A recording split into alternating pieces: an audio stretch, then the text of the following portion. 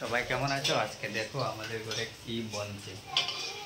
এই যে দেখো একজন বড় ইউটিউবার, উনি বহুত কষ্ট করে রান্না করে। আজকে রান্নাটা কি হবে আমাদেরকে দেখাবো। এই যে দেখো, এটা হচ্ছে আমাদের ফেভারিট জিনিসটা।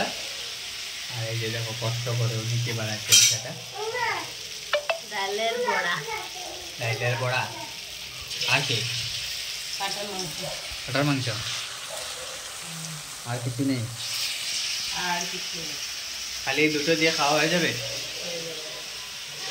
কে করে খাবো? মুখ দিয়ে খাবা। সত্যি? সত্যি। এই যে দেখুন ডালের বড়া উনি দিচ্ছেন। এটাও বানাইতাম না আমি যদি পাঠার মাংস খাইতাম। আচ্ছা, বিপদে পড়া আর কান্দে পড়া ওটা কান্দে রে, কি বলবো না।